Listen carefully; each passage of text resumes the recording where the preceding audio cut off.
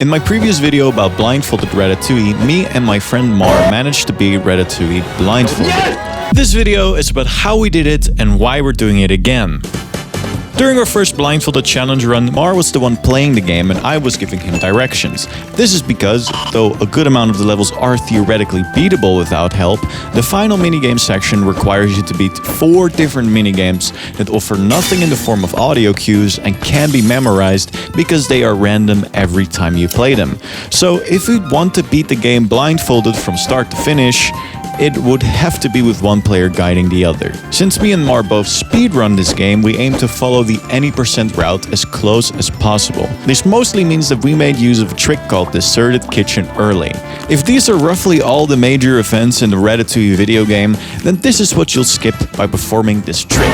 To briefly explain the trick, it basically abuses a system meant to keep you from soft-locking or going out of bounds to get up this table and then through this window, which, even though we're just getting started with the game, already allows us to get to the deserted kitchen, the final area of the game. The reason this loading zone is here in the first place is because it will allow you to replay the upcoming slide level we'll be skipping after beating the game, at which point you can get on the table using a set of boxes that has then spawned. Using DKE, the list of objectives we have to complete becomes as follows: beat the tutorial, beat Destiny River, beat Paris Streets, complete the first cooking minigame, perform Deserted Kitchen early, complete the plates mission, complete the red trap mission, complete the Gusto book mission, beat the final set of minigames, and finally beat the game after the final chase level. Our first attempt went like this. We stumbled around a bit in the tutorial trying to figure out how to communicate in a way that would make sense for both me and Mahr. Turn around. Turn around, wait. We may not have beaten the stage very fast, but we did lay a good foundation for the rest of the run. After that, we entered Destiny River, which, thanks to a boat that you can lose control of very easily and a merciless checkpoint system that only kicks in when you die, but sends you back to the start every time you fall too far behind from these guys, regardless of how far you've progressed in the level, became the first real hurdle of our run. We ended up beating this stage through sheer willpower and by resetting the distance between us and the boat carrying the other rats by taking a few intentional deaths along the way. After that came Paris Streets in the first cooking minigame, which were both pretty much free. Then, after struggling a bit finding a good setup for the big skip, we managed to get into the deserted kitchen and got started with the plates mission. And now, may I do the thing? Yes, go ahead. Yeah! Another slow section, thanks to the general awkwardness of blindfolded movement. Then we got to the trap section, also known as the shrimp section, considering the fastest way to complete it is by having the shrimp run into the traps, breaking them for you, instead of breaking them yourself with a spoon.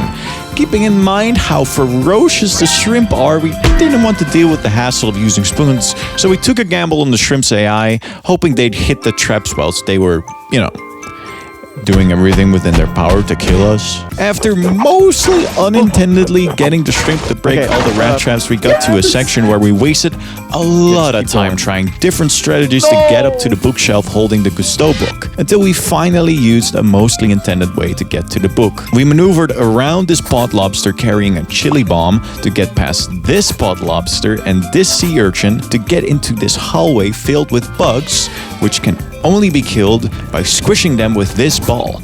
This took a long time because the internet connection between me and Mahr was quite bad, making it really hard for me to see any bugs we didn't manage to flatten. Poor connection was probably due to both of us streaming over at twitch.tv/themahr and twitch.tv/wanyay live. Then it was just a matter of killing this sea urchin using a spoon, getting a can, and bringing it to the file closet from which we could slowly but surely make our way up to the book. Another section we could have easily completed faster. Beating the final minigames unexpectedly only took us 3 tries, which in hindsight was insane, considering the Discord delay and the earlier mentioned quality of Mahr's screen share. Look at the bitrate, it's beautiful. Looks like a Minecraft painting. Fuck off. We were initially kind of worried about the cake minigame, but upon realizing that you only get punished for a wrong input or missing it altogether, we came up with a classic brute force strategy, which pretty much involved just spamming buttons in order based on the correct input sound effect. Then, after escaping Skinner using a combination of luck and determination, we beat the game with a final time of around 5 hours and 30 minutes over the span of 3 streams. We were very satisfied with this time, considering we were skeptical of our chances prior to attempting this blindfolded challenge. Sure, we could probably do it faster, but at the time there really was no reason to. Don't look at the runtime.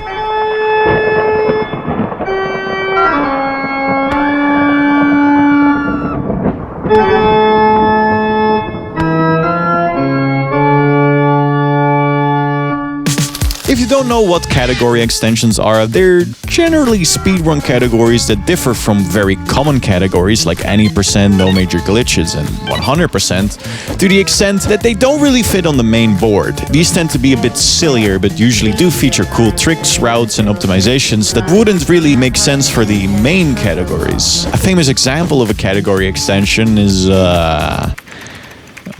Mario Odyssey's nipple percent? With the new category extensions board came a brand new category called Blindfolded Co-op.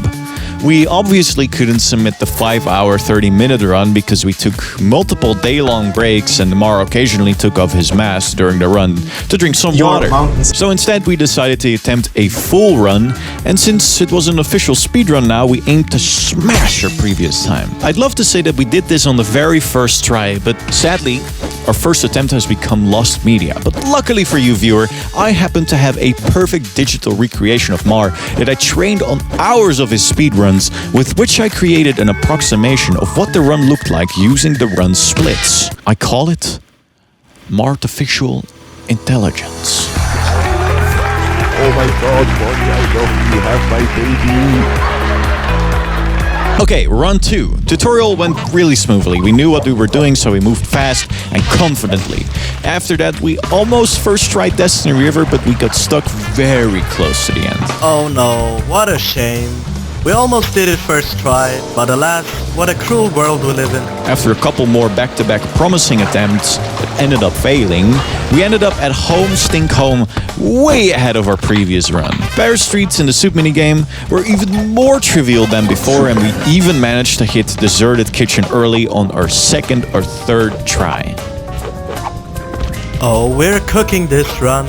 This, of course, is a reference to Remy, the protagonist of popular Disney film Ratatouille. In the kitchen, we once again attempted to use the speedrun setup for the first plate of the plate mission, but resorted to a more intended method thanks to a suggestion from Ratatouille, who was in the chat at the time.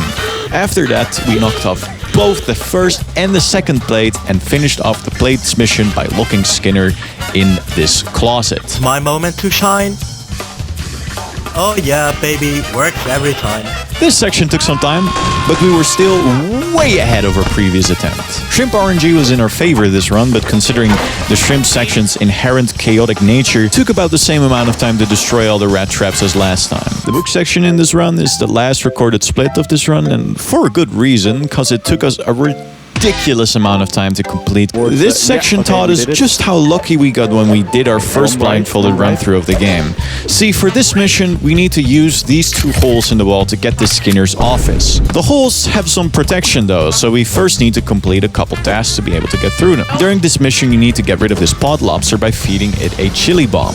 This is made a bit more challenging though, thanks to this pod lobster, these crabs, and if you're unlucky, the shrimp from the previous mission that want to either steal your chili bomb or, you know, kill you? Oh, and how unlucky we were. The waterproof method that is often used in any percent that we used the first time we tackled this section turned out to be, not waterproof at all.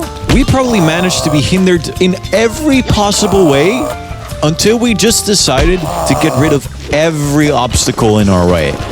This section was brutal and absolutely shattered the confidence that we built up during the previous segments of the run. The rest of the segment was faster because we didn't bother attempting any of the speedrun strats, but we still took a long time thanks to the same bitrate issues whilst getting rid of the bugs. Ooh, that was bad. Surely the next section will be fine though, right? When we entered the cooking minigames, we instantly got comboed by a huge amount of Discord delay and potentially the worst screen share quality I've ever experienced in my life. Making the soup and cake minigame nigh impossible thanks to the input prompts looking something like this. Both me and Mahr generally have no issues when it comes to internet connection, but right then it was about as bad as it gets. Even stopping the live stream, changing the resolution of both the Discord screen share and the game did not end up helping. Then, after losing our best attempts on the soup minigame multiple times, the realization started sinking in that we got very lucky the first time we tackled these minigames. So, we decided to conclude the run here, cut our losses, and shelve the run for the time being. Us failing so close to the finish line planted a seed in our brains though, a seed that slowly turned into a somewhat spiteful determination to finally complete the silly speedrun challenge. In secret, me and Mahr crafted a document filled with strats that would secure our victory. The holy grail of these strats being one that completely trivializes the most temperamental part of the run. But I'm getting ahead of myself. Let's once again go back to somewhere in France. For this level, we decided to just play it as close to the intended way as we could. Due to the very linear nature of this level, the primary objective being following a trail of apple cores that you kinda have to collect in a predetermined order, the fastest way to complete the level in general is going to be pretty close to sticking to the intended route anyway. This stage, as to be expected at this point, did not give us any trouble. Then came Destiny River. It's gonna be so easy, just watch. For this stage, we checked all the potential problem areas and what kind of inputs were required to escape getting stuck as fast as possible. For this stage, we also have to kind of get lucky, and though we did have a few unfortunate moments, we ended up beating this stage pretty quick. Nice. This brought us to the hub, where we made quick work of Paris streets and entered the soup minigame. Here, Mahr actually managed to get 2 correct soup ingredients without my input. Spam every single first button. Post up. Holy shit. This is how far Blindfolded run. No way, I guessed it. What the fuck? But just as quickly as he made this progress, he lost it considering, you know, he has a blindfold on? After that, we got Deserted Kitchen early on the first try, thanks to us finding a normalized setup. Center camera. Now just walk forward. And you can try it. Ain't no way we just got it first try. Normalized setups are a staple of blindfolded speedruns because they'll drastically increase the consistency of tricks that would normally range from tricky to impossible. A normalized setup usually involves the use of audio cues and specific inputs to get yourself in a specific spot, from where you can then execute a trick or even an intended piece of gameplay. In our case, it's a bit easier because I can just guide Mahr to a specific spot and let him hit a specific set of inputs from there. From this point onward, you'll see a couple more examples of these normalized setups. Like for example, on the plates mission.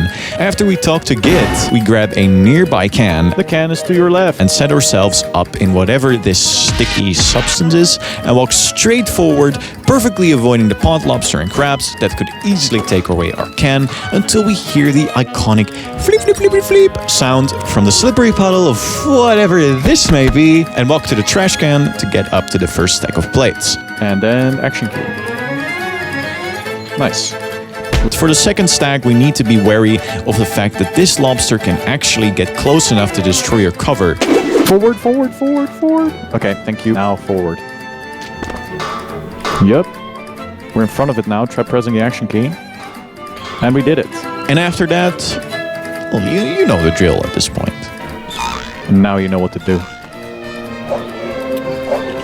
Ladies and gentlemen, he doesn't even need my input for this.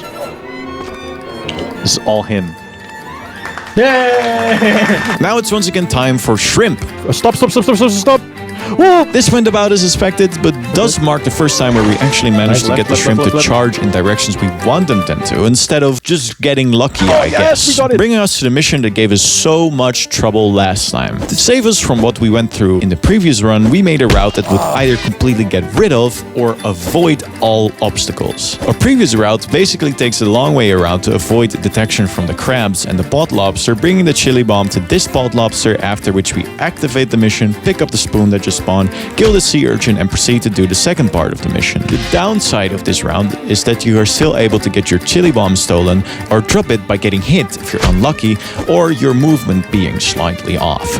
With our new route, we avoid this by starting the mission first, after which we pick up the spoon straight away and kill this crab, walk to this ledge and drop the spoon as close to this ledge as possible to be able to pick it up from this elevated area, after which we kill the second crab. Now we can freely walk to the pod lobster with our chili bomb as long as we stay close to the wall on our left so no shrimp will spawn, after which we get the spoon once more to kill this sea urchin and finish the first part of the mission. This route may be quite a bit slower, but what it lacks in speed it makes up for in consistency. Therefore it must come as no surprise that this section was about as easy as a blindfolded run can get.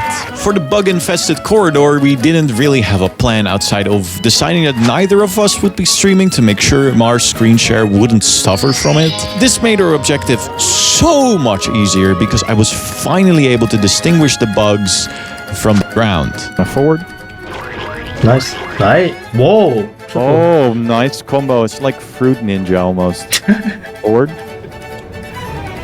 I'm like being so hyperbolic because it was so slow when we did this last time. Yes. After that, we killed the last sea urchin, grabbed their can, and with the use of some normalized setups, made our way up to the book to end the mission. Which brings us to the holy grail strategy I've mentioned earlier. In the Ratatouille game, there's a few cooking sections where you are tasked to complete a set of timed cooking minigames. Before the game ends, we need to cook once more, now with the help of the rat colony, like in the movie. This section can be quite tricky because the last two minigames required timed inputs. For the soup, you need to press the right button within a certain time frame or it will count as a wrong ingredient, and for the cake, we're playing a rhythm game that isn't tied to a rhythm. The minigames leave room for mistakes, but considering 3 of the 4 minigames can take a different amount of time depending on the RNG, even a few mistakes can already cost us enough to run out of time, which means starting all the way over.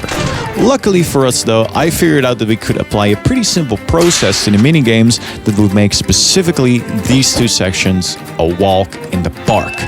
Let's talk about pause buffering. Pause buffering is a strategy commonly used to make difficult parts of certain tricks, like a set of precise inputs, easier by breaking them up with a pause. Though the way it's executed differs per game, it usually involves holding an input when you're exiting a menu, which then gets instantly processed the moment you leave the menu. I personally found this in Link's Awakening DX, where there's many ways you can use it to your advantage. Now, how does pause buffering circle around to our blindfolded speedrun? Well, let's take a look at the last 2 minigames, shall we? What these 2 minigames share in common is that they rely on me passing information on to Mahr, which he then has to translate to inputs within a certain time frame. The big problem here is the likelihood of our communication taking a bit too long, be it from our fatigue after playing the game for a few hours, or the delay between us causing us to miss out on or even lose progress. To put it simply, we wanted to increase the communication time frame in these minigames. How do we do this? Well, all it takes is a well-timed pause and boom! Me and Mahr can take our sweet time communicating what buttons need to be pressed and spam them when the pause menu disappears for some extra free time save. Our previous brute force strat at the cake section becomes even more effective as well. Now that we can simply pause right after the pattern is shown, Mahr has way more time to memorize the pattern. Let's hit that easy sync clip and see how effective this strategy really is. We started with mixers, a minigame that should be pretty easy, but we fumbled so bad that we almost ran out of time already. Both? Holy that was a lot of both. If this wasn't our first time playing the minigames, we would have probably reset already, considering we would also have less time on the following minigames, but we didn't, so we could get a feel for the upcoming minigames. Plus, with good salad RNG, which would be when the rats instantly understand what ingredient to pick up every time, we could have been free from an incredibly strict time limit. Our RNG was kind of mid, but we did also just barely beat this section just before running out of time, carrying the strict time limit over to the third minigame, which is historically the worst one. Surely it wouldn't be trivial, right? You thought this was gonna be another struggle? This is Blindfolded Ratatouille team! We're clowning this motherfucker! Pause. Up. Let's make sure. Haha, we're still alive. Oh, that's fucking stupid. Now all that's left is the cake, and here we actually always get enough time to beat the minigame as long as we don't miss any inputs, which is what we did thanks to our new strategy. Left, one right. We did it. It's so stupid. What we figured out is that for the Ratatouille blindfolded speedrun, the key is to figure out how to get ourselves in control throughout the different sections it presents us with. Let's say we have a meter that goes from us being fully in control to us letting Jesus take the wheel. A level like Paris Street sits comfortably in the full control area, whereas the shrimp section would be the extreme example of the opposite. Now let's take a look at the minigames again. With their RNG, on top of our reliance on a low amount of delay in our communication, they would definitely lean more towards Jesus takes the wheel. With our new strategy, however, we effectively change it to a section where we have actual control. This, in a nutshell, is what you want to be doing for a blindfolded run. Taking something that appears difficult with our limitations and figuring out some way to still make it work. There's only 3 sections in the game right now that still fall under the Jesus takes the wheel category. These sections are Destiny River, Rat Traps or Shrimp, and the final chase. With the first 2 beaten without much difficulty, we were about to tackle the final chase. The last segment standing in between us and our victory. Oh, what a mess it was. Admittedly, we probably should have tried getting this one out of the Jesus takes the wheel area. We initially took some deaths because this is the part we were the least familiar with, considering this was only the second time we ever even got here. When we got past the initial hurdles though, we kept dying because of these plates filled with some icky paint-like goop. Ooh. Yeah, sticky goop moment. 1, 2, jump. Impact font, sticky goop. Welcome. Wait. Blindfold. Whatever is on these plates significantly slows you down, to the point where in the average casual playthrough, it may easily lead to a death. And I'm dead. Now, take into account that this is in fact a blindfolded run, and you'll find it becoming a certain death trap. You got unlucky with geometry of the level. It's fine. Geometry. Eventually, we settled on using a method where I would count in every major obstacle and say which jump would be required to clear it, with the hope that the Discord delay wouldn't cost us too much, and after many promising attempts, we finally got to the first checkpoint. And double jump. And double jump. A double jump, double jump, double jump, double jump. We got it. We did it. Getting up to this first checkpoint is without a doubt the most difficult part of this segment. Luckily for us though, we were done with it and kept going, bringing back some of the momentum from earlier in the run. So you walk, jump, and then instantly jump again because they're sticky, then jump again, then jump again, then jump again, then it's the bouncy thing, so you can just go. Now you just walk. Ooh. And Sorry. no, that's too early. That's good, we got it. Just keep walking. Keep walking. Jump. Oh, jump. Double jump. Double jump. Double jump. Double jump. Oh god, oh god, oh god, oh god. Double jump, double jump, double jump. Ooh, we got killed by the butler. I don't think I've ever seen that happen before. What? But, yeah. So that's third checkpoint, right? Yes, we're almost done. Single, double, double, double, double, double, double, and we're in. We did it. Woo! Let's go! And we did it in the lights. Oh, the light. Oh, that was my fucking curtain. Oh, League of Legends moment. Anyways, that was just. Now I saw light, and I see. and I got Oh, blinded. it's like the average League of Yeah. Legends player going outside for the You're gonna Oh my use this God. moment to call out League of Legends players. And just like that, we became the first Red Runners to ever complete a valid run in this category, and subsequently the current world record holders with a time of just over 3 hours. Thank you for watching. If you've become at all interested in speedrunning Ratatouille the normal way, I left a link to a very in-depth any percent tutorial on top of some other useful resources in the description. Go check the other categories. If you grew up playing the game, you'll get a kick out of it, and if not, there's still a good watch. With that, I'll end the video. Shout out to Mahr. See you later. It's the pod love, it's the pod love stuff.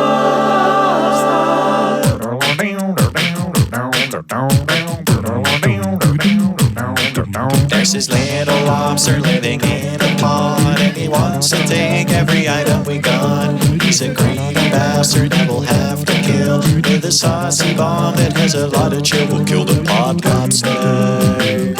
Kill the pod lobster.